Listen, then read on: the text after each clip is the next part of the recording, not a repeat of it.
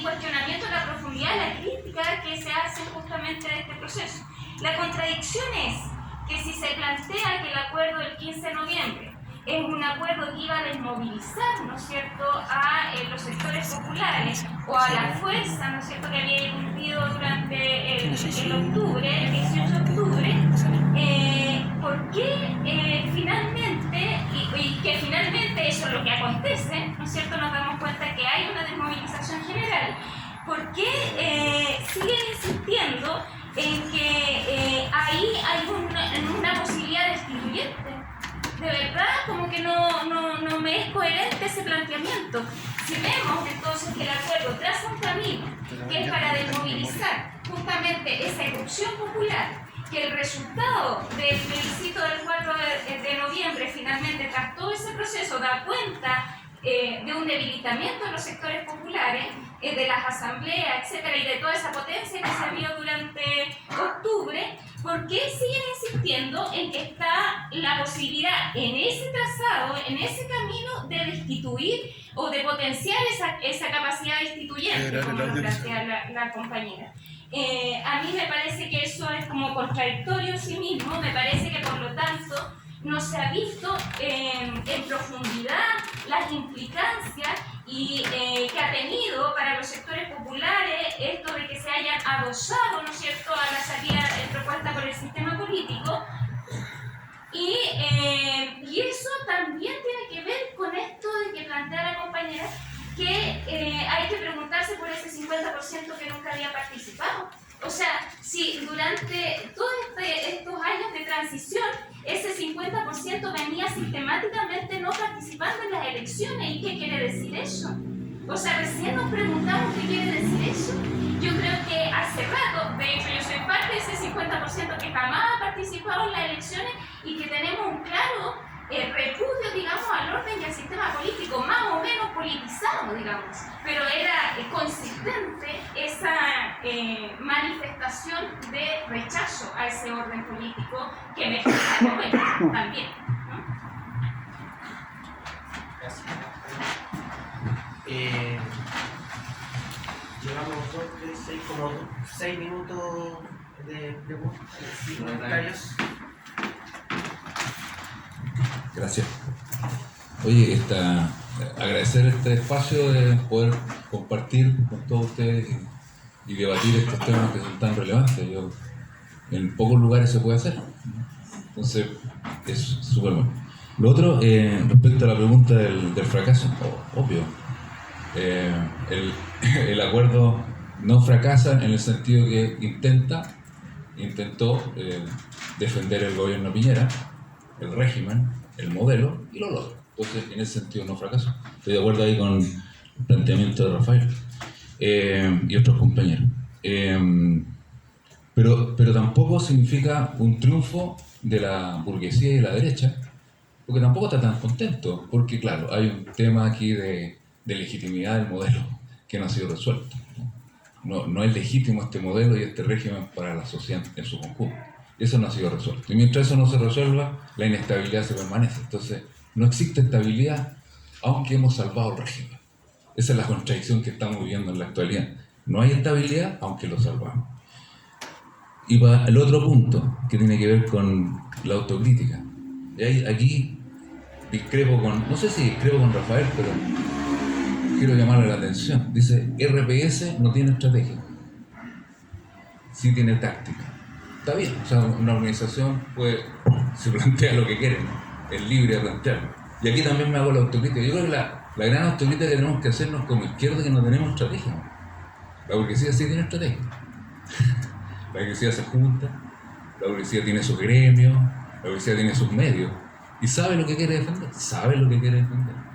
sabe sus recursos, su capital, sabe que tiene que defender la AFP, sabe que tiene que defender el cobre, que es de ellos, sabe que tiene que defender los recursos naturales.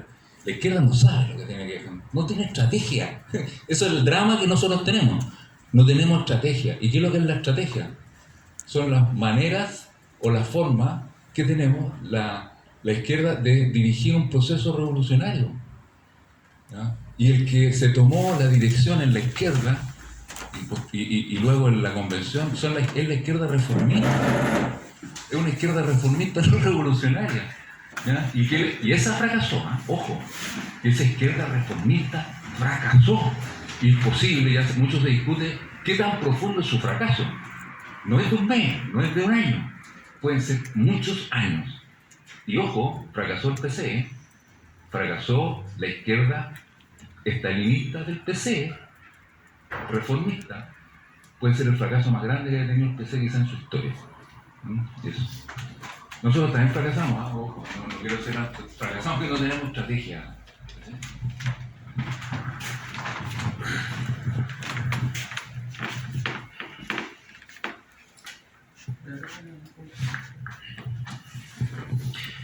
Bueno, también agradecer la disposición de estos debates que hay que seguir profundizando.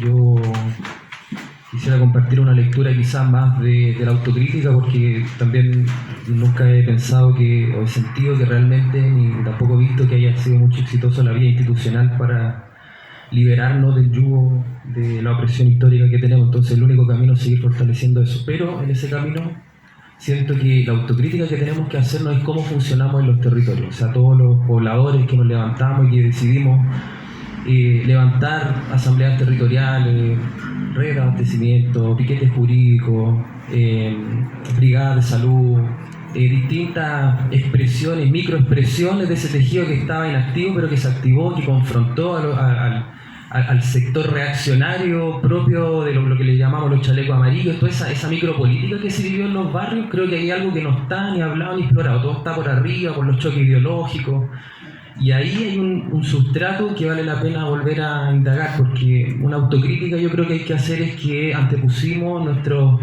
principios ideológicos frente a la realidad de nuestro pueblo. La realidad de nuestro pueblo es que no sabe lo que es el anarquismo, no sabe lo que es el comunismo ni el socialismo, o tiene una idea muy pasada de lo que es eso, no logra interpretarlo, y muchos desentendimientos se generaron entre las lecturas de las juventudes frente a las de las otras generaciones, y eso generó que también en los espacios asamblearios no se llegaran a acuerdos, no se lograran avanzar en cierto acuerdo. Faltó una sensibilidad, faltó realmente una sensibilidad que no es producto de que no lo entendimos en la revuelta, es producto de antes. Nos estamos dando cuenta de que ya no estábamos preparados para eso.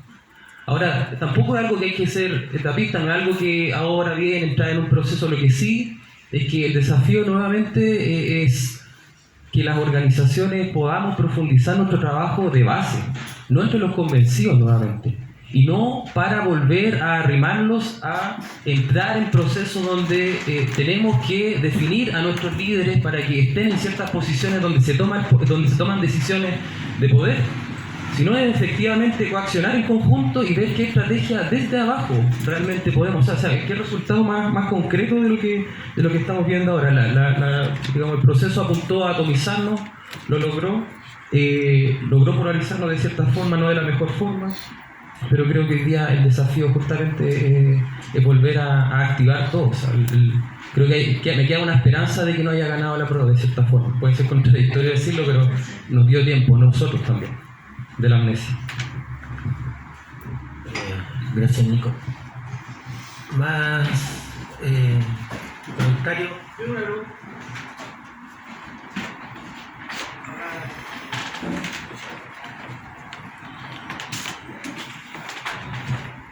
Hola, también dar las gracias por el espacio.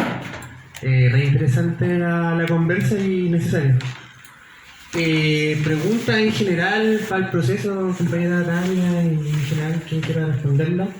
En el proceso de iniciarse, embarcarse en este barco convencional, bacán que nos quemaron el nombre de Asamblea Constituyente, porque era un nombre que tenía otra connotación, pues entonces al menos ocurrió algo raro, que no se apoderaron de algo que va a ser el pueblo.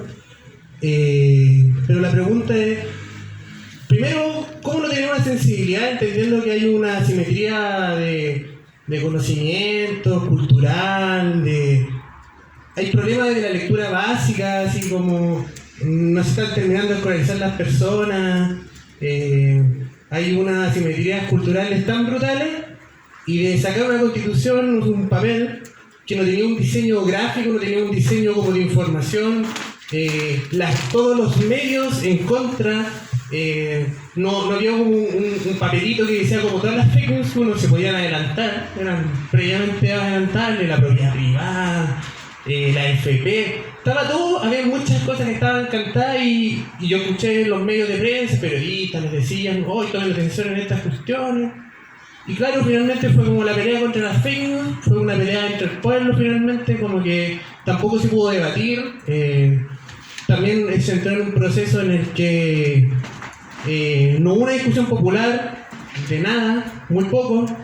¿Qué autocrítica hay con respecto a eso? Porque uno sigue escuchando como las autocríticas que fallamos, que la tristeza y todo. Pero como que estaba todo asentado para que ocurriera el peor final. Como que no lo quisimos ver, ¿no? No lo vimos venir. Como que mucho estaba como un poco cantado y como que... Y al final, de autocrítica, al final del proceso, ¿se acuerdan? Como que los partidos empezaron todos, no, si yo no voy por la prueba o me quedo al medio. Como al final, los mismos partidos estaban tirando para la cola en términos de apoyar lo que se estaba diciendo que iba a ser algo transformador. Entonces, claro, nunca tampoco nos hizo bulla que el voto tenía que ser obligatorio en la segunda instancia y no en la primera.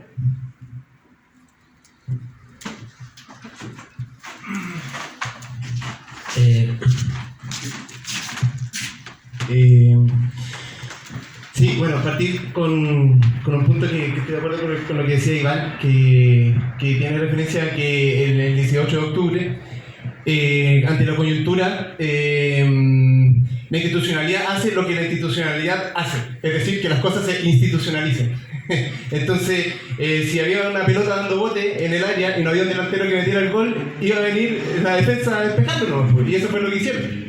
Porque no estábamos nosotros ahí en el momento preparados, en los tiempos, porque todos los procesos tienen un tiempo. O sea, no hay un tiempo infinito en el que se pueda constituir un pueblo con un pliego. No existe eso, y no estábamos, y no estamos ahora. Entonces, me parece que el acuerdo lo que vino fue a reflejarnos un poco, o sea, fue a reflejarnos eso, y después el proceso, yo me esperancé en el camino, yo al principio cuando Boris firmó, toda la wea, y después en el camino yo dije, salieron Acto Independiente y todo, yo me fui esperanzando en el camino y dije, puta, parece que hay una posibilidad de cambiar algo. Y bueno, 3 años después nos damos cuenta que no había posibilidad, porque si bien en los votos se fue ganando algo, puta, el sentido común que hay en realidad, o sea, o el lenguaje de las izquierdas ahí o de los movimientos que pudieron poner algunas cuestiones en la Constitución que eran interesantes, espantó más que encantó, ¿cachai? O sea, en el fondo, claro, no hay un proyecto claro, no hay una fuerza política concreta detrás para impulsar un cambio claro, y eso se reflejó en una votación que fue donde bueno, la propuesta ahí de Constitución, que tenía para mí algunos avances que podían ser concretos y que podían ser una puerta de entrada para algunos cambios más interesantes a futuro, fue. Ya como autocrítica un poco, desde el cooperativismo, que es la cancha donde nosotros nos movemos, me parece que llevamos harto tiempo impulsando un modelo cooperativista que convence a los convencidos, pero que al parecer no logra, no hemos crecido, en mucho tiempo no hemos crecido más allá de eso.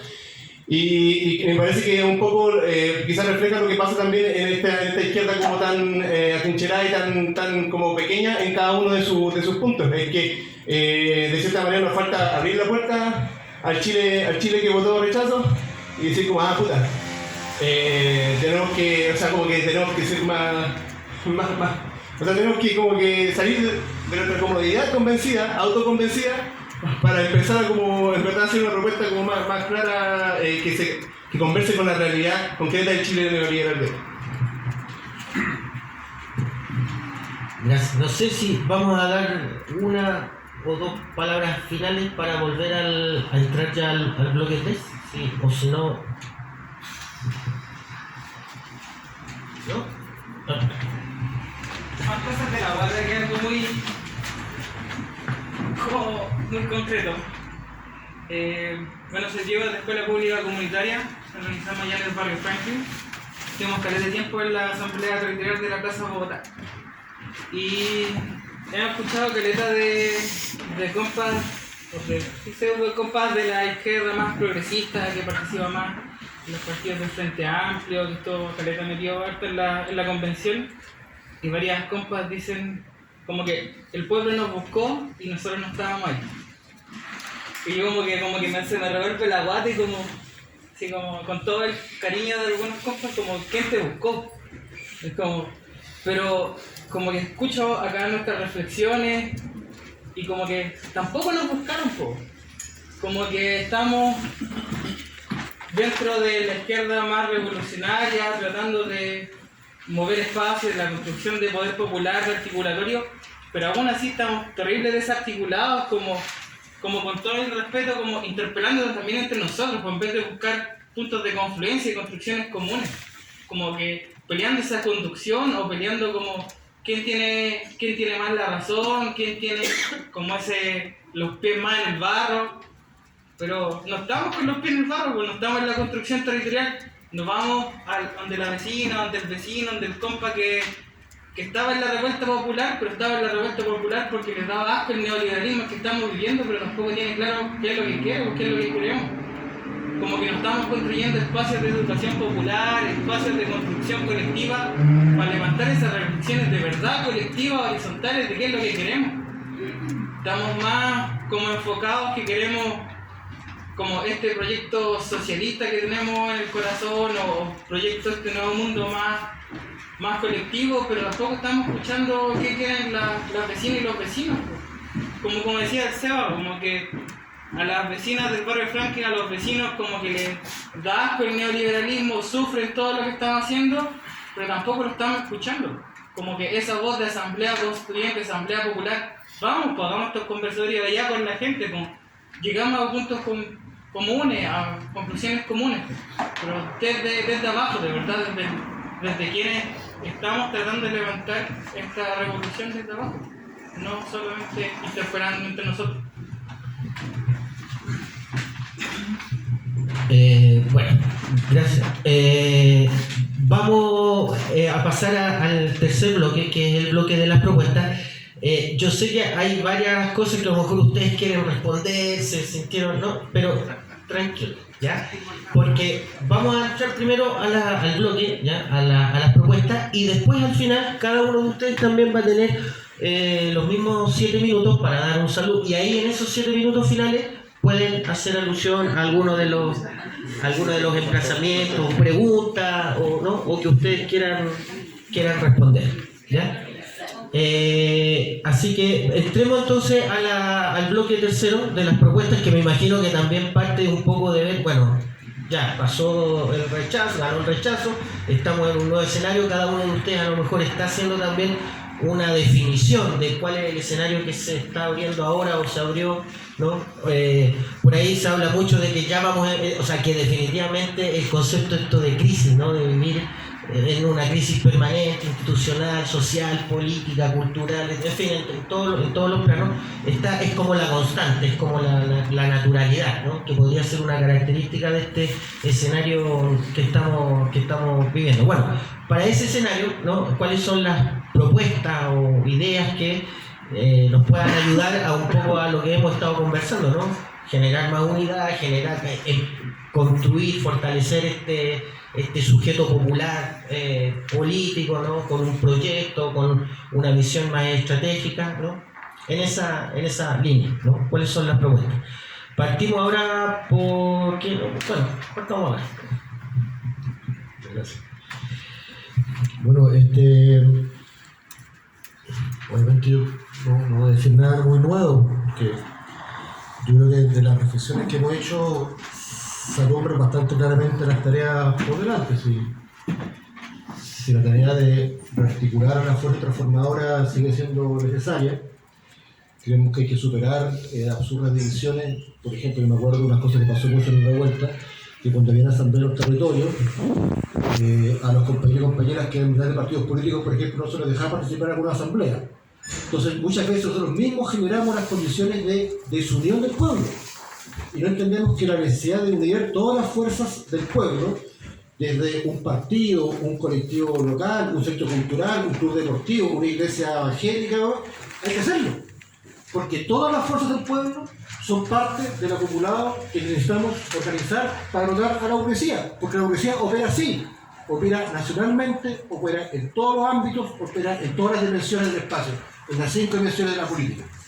Nosotros tenemos que hacer igual. Entonces, seguir dividiéndonos es absurdo. Nosotros, por lo menos, lo que estamos empujando es retomar lo que lamentablemente no logramos hacer en los años de revuelta, que es construir un espacio de articulación y unidad de las fuerzas antiimperialistas, pero no una unidad por la unidad. Tiene que ser un rayado de cancha bien clarito en esta cosa. Porque si no, la verdad, la cosa no funciona.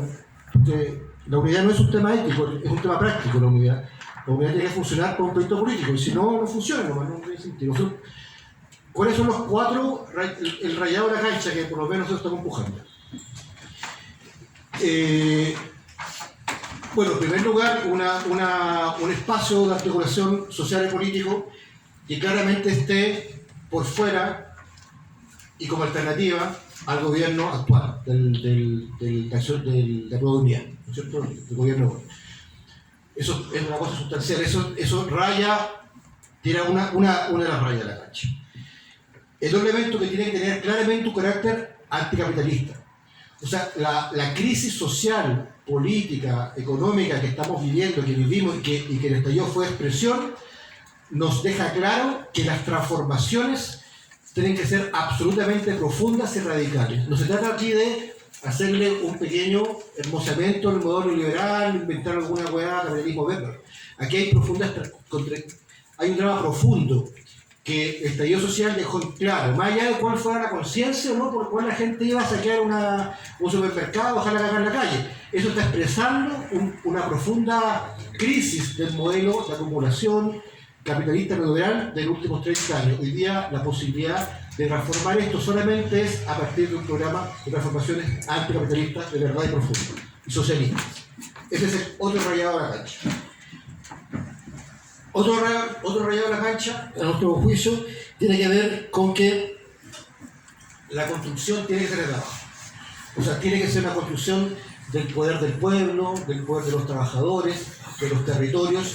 No hay transformación posible sin poder popular, no hay revolución posible sin poder de los trabajadores, no hay un proyecto incluso de gobierno popular sin un proceso de articulación del pueblo como sujeto protagónico, histórico de transformación. Ese es un tercer rayado de la cancha.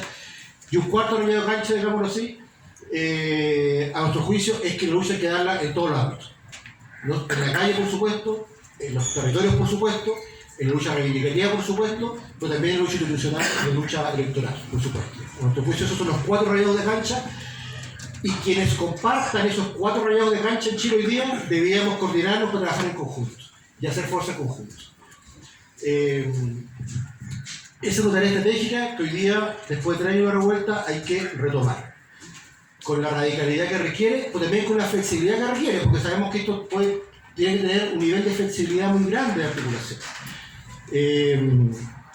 Nosotros, por lo menos, que teníamos un intento unitario, yo diría, desde el año Gloria, mucho tiempo atrás, entendemos que muchas veces no es la racionalidad política la que te genera el acuerdo, ¿eh? No es eso. Lo que se genera el acuerdo es la confianza. Es como el cariño que se genera en el caminar. Porque una vez se juntan los compañeros y está de acuerdo en todo, bueno, pero a los 2 meses está peleado con lo bueno. O sea, no sé por qué pasa eso. ¿Qué ocurre ahí? Y está de acuerdo en todo, bueno. Por ejemplo, los troscos son impresionantes. Son trosquitos, están divididos 6, 7, no sé por qué. Y nos pasa a todos también, nosotros un poquito, a todos nos pasa. Entonces, un poco generar como los cariños entre nosotros, las confianzas, es súper importante. Entonces, en ese sentido, nosotros lo que pensamos es que hay que tratar de avanzar en generar esos espacios también de articulación y de confianza. En distintos ámbitos donde estamos desarrollando nuestra labor política y social.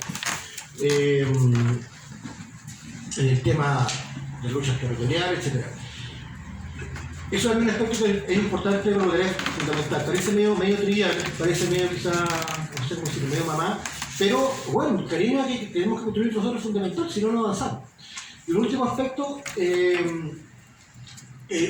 la construcción de un programa transformador democrático de trabajo, escucha. Aquí una compañera dijo escuchar, ¿no es cierto? Alguien dijo lo del tema escuchar, no me acuerdo quién dijo. Y yo creo que hay que hacer eso.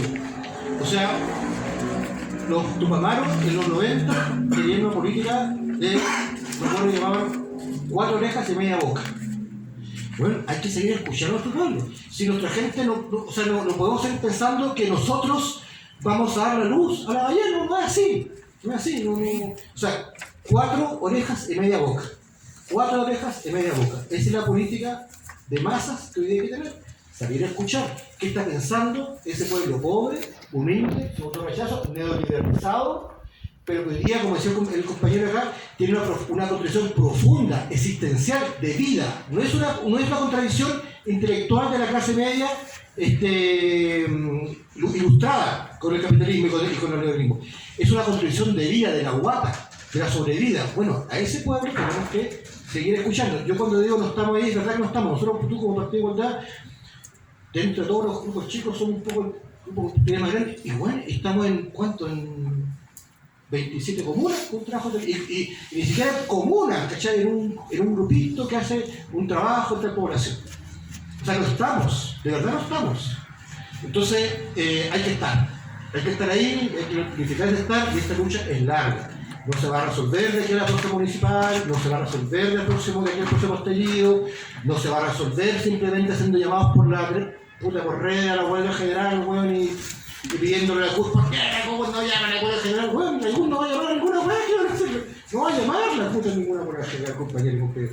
Este gobierno hoy no va a hacer ningún cambio, no lo va a hacer, por mucho que lo tapemos chuchar, no lo va a hacer.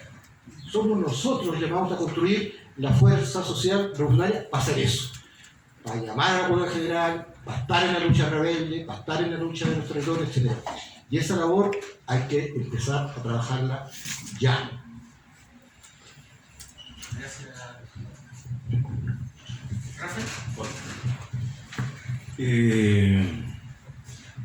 Bueno, un poquito más de voy a trasladar la todo internacional. Esta es la que me van a disculpar un poco. Yo creo que 3 o 4 puntos me gustaría presentar. En primer lugar, me gustaría polemizar con el compañero que siempre he dicho que pone, que tiene que ver con esta idea de la institucionalidad en realidad. Claro, sí, sabemos que la burguesía siempre va a operar en función de los intereses de la burguesía, que duda cabe eso. ¿Okay? Sabemos, ¿no es cierto?, que el acuerdo efectivamente va a ser un acuerdo, como decía la compañera, precisamente a favor de los intereses de la élite. Pero el problema no es ese, no es el problema que nos sorprendamos que la burguesía reprime, que hace acuerdos, que opera para disiparnos y para eliminar la posibilidad o conjurar la posibilidad del pueblo se constituya en sujeto. El problema no está ahí, el problema está en que hay un conjunto de organizaciones populares, ¿okay?, que se pliegan a los itinerarios y a las tácticas que diseñan para los de arriba. Ese es el problema. Y en la izquierda no está instalado un debate abierto sobre este punto. Como si lo hubo, ¿no es cierto?, cuando las disputas típicas entre el reformismo, los cierto, y el revolucionario. Entonces el problema de la institucionalidad, por así decirlo, no es respecto a que la institucionalidad crea institucionalidad solamente, y es obvio que tiene que crearla porque son las facciones burguesas que operan en función de sus propios intereses y contra nosotros. Eso lo sabemos. El punto está en que al interior de nosotros hay sectores que se pliegan a esos cantos de sirena. Y la pregunta es entonces, bueno, ¿dónde lo discutimos? ¿Dónde lo debatimos? Entonces hay que instalar una práctica de las organizaciones populares de debate ideológico, de debate político y además a debate recurriendo a la historia, digamos. Inclusive diría más, habida cuenta de los resultados de lo que ha pasado, no podemos empezar todos los días a cubrir la historia. Si no, esta es una condena, cada vez que es como la condena de subir la piedra y que se cae y vamos de nuevo. Entonces démosle nomás. Y vamos a pasar 50 años más, porque precisamente levantando la piedra. Entonces no, aquí hay que cobrarle la cuenta, políticamente hablando me refiero, a aquellos sectores que se plegaron a la lógica impuesta por los de arriba y cuyos resultados son los que tenemos hoy día. Debatámoslo. Hágase responsable de esa táctica. ¿Ok? Primer punto. Segundo, la institucionalidad, compañeros, también aparece acá como si fuera neutral. Esto significa, ¿no es cierto?, que si yo me meto a un municipio, o si soy constituyente, o si soy alcalde, o tengo, ¿no es cierto?, un curil en el Senado o en el Parlamento, resulta que no pasa nada, digamos, porque yo soy el bueno. O sea, la institucionalidad es vista como un lugar que se ocupa donde llegan los buenos a darle el sentido de bondad que debería tener. Y eso es absolutamente erróneo. O sea, la institucionalidad son reglas, son prácticas del fin. O sea, la institucionalidad es un peso que se coloca sobre aquellos que ocupan esos cargos. Hay una majestad del cargo. Pensar que la institucionalidad es neutral, que sus reglas no van a influir y que no van a determinar el comportamiento de quienes acceden a ella es un tremendo error. Voy a, inclusive, con estas dos cosas, enunciar lo siguiente. Yo creo que en las condiciones actuales del capitalismo, esto es importante, en las condiciones actuales del capitalismo, ya la democracia representativa ha dado todo lo que puede ser y ya no es más un camino efectivamente útil para el capitalismo. Es decir, la democracia representativa dejó de ser representativa, no hay ninguna posibilidad de que el pueblo accediendo a, no sé, a una parte del parlamento, qué sé yo, a los municipios, a las gobernaciones, pueda torcer la forma en que funciona el poder. Si el poder no funciona en los espacios parlamentarios como hace un siglo atrás, funciona en el poder diseminado por todos lados, por los medios, por el ejército, por la iglesia, por los jueces, por los rectores, por los periodistas, etc. O sea, si el poder ya no reside efectivamente en el parlamento. Inclusive diría que la experiencia de los movimientos como los zapatistas, el movimiento Sin Tierra en Brasil, o inclusive los movimientos urbanos que se han generado, que han tenido esta patita, una en la institucionalidad y otra afuera, terminan definitivamente, y eso es lo que ha pasado hoy día, terminan generando prácticas clientelares con su propia militancia y terminando siendo apéndices del Estado. ¿Qué le pasa a los campesinos de MST cuando tienen tierra? Bueno, se dedican a producir para sí mismos, ¿no? ¿Qué pasa, no es cierto, con las luchas populares de los pobladores en Santiago, que en lugar de hacer toma están haciendo estas personas, las PJ que le llaman, que terminan, ¿no es cierto?, armando un grupo para pactar con el Ministerio de Vivienda, ¿okay?, para solucionar el problema? Entonces, las prácticas, lo que quiero decir, no son neutrales desde el punto de vista de la configuración del sujeto. Es como la olla común que se armó en la pandemia. La olla común se transforma en un espacio donde se reparte una vianda que se entrega. ¿Y dónde está la conexión? ¿Dónde está la conversación? ¿Dónde está el reconocimiento y la confianza que se requiere, la relación cara a cara sobre eso? Es puro clientelismo, es una suerte casi de paternalismo. Entonces lo que quiero decir con esto en realidad es que la democracia republicana, esta que nos vende Boris, a la cual el compañero termina accediendo, o la compañera también, bueno, no son neutrales, tienen implicancia, no solo política, sino también determinantes sobre las franjas que participan en ella. Y eso creo que es un punto clave. El colorario de esto es, para meterlo así rápidamente, es que en realidad el capitalismo ya no necesita más de la democracia. O tiene una democracia que no tiene ningún contenido para acceder a cambios. Hoy el capitalismo, particularmente el capitalismo chileno, avanza por la lumpenización del Estado y transformando simplemente al